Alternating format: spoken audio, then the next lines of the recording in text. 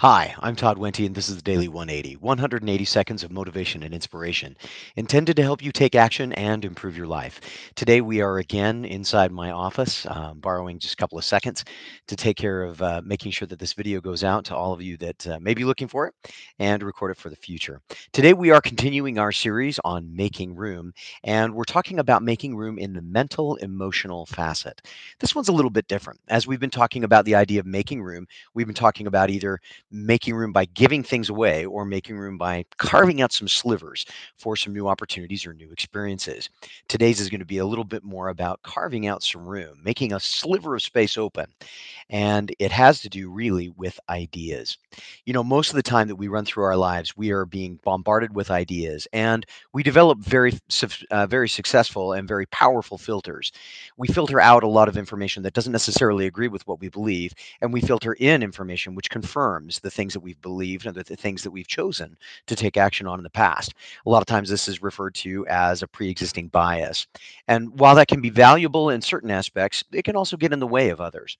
One of the things that I've found that's very fascinating, at least to me, is that a lot of times when I am confronted with information at the very beginning, sometimes I reject it. And then later I find that at a second or a third exposure, I'm a little more open to it. I'm reminded of a time when I was teaching a philosophy class and we were given a particular reading. I was given the curriculum. I was told this is the curriculum that must be taught for this particular piece. And I said, "Okay, not a problem. I can teach anything. If you'll give me the material, I can teach it. That's my job. That's what I do." And as I looked over the curriculum, I said, "Yeah, I can teach this, but boy, I don't agree with this person." It was a philosophy class, and some of the things that that person was presenting in their philosophy, I just didn't agree with. And I found that because I didn't agree with something at the very beginning of a piece that I was reading, I didn't agree with any of it. And I was fighting the whole thing. I just fought everywhere along the line, all kinds of notes in my copy, and lots of energy defending a position that I had that was slightly different.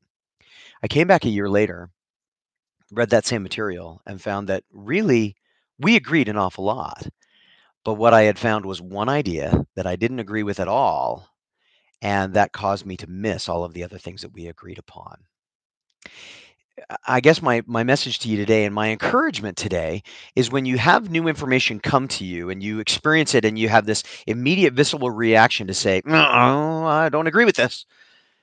Give yourself a few moments, give yourself a few weeks, give yourself a few months, maybe even a few years. Don't reject it out of hand, but instead allow yourself, when you can, to look for ways that the information you're being presented with and the information you always already own is similar, and see if you can't find common ground.